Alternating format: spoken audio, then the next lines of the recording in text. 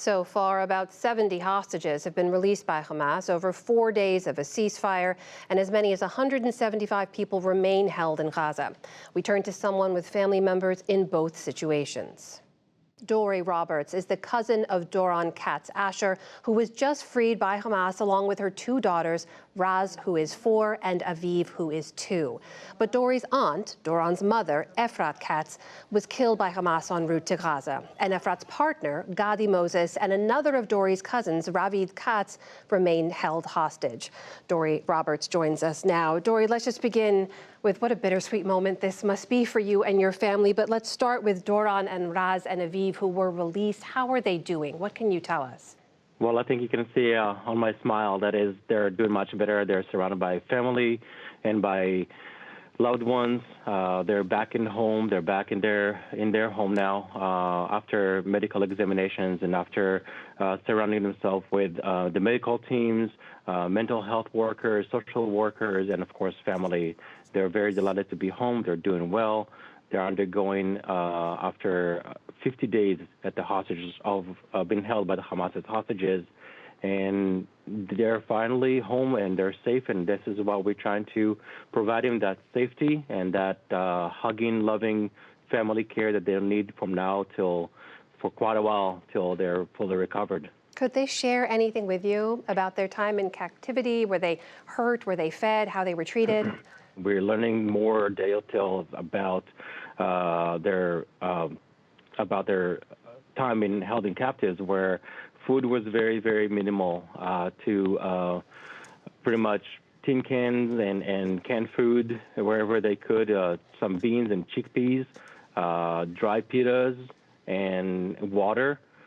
Maybe spend an hour max at daylight, and they had some medication provided to them, but not something you can really exist and have nutrition is, of course, based on that. So we're trying to provide them all that back now, especially for the kids who suffered from a lot of those crucial nutrients and food that they need to grow and to be healthy, normal kids. They're receiving all that right now back in Israel, and we're so happy that they're finally home. We have to make sure that all that time that they're staying down there under the tunnels been really dark, and they're kept in groups. I don't know how much. There are some rumors about 5 or 6 groups in one cell with heavy guards. So that is pretty intimidating for a 2-year-old, a 5-year-old. And their mother took upon herself to keep them safe and keep them protected as much as they could. We are so sorry for your loss, Dori. I can't imagine what these children in particular have seen. At the same time, I have to ask, one of the stated goals of Hamas on the day they attacked on October 7th was to release Palestinians who were held by Israel, which is now happening as part of the hostage release deal. Do you support that, especially if it means more of your loved ones could come home?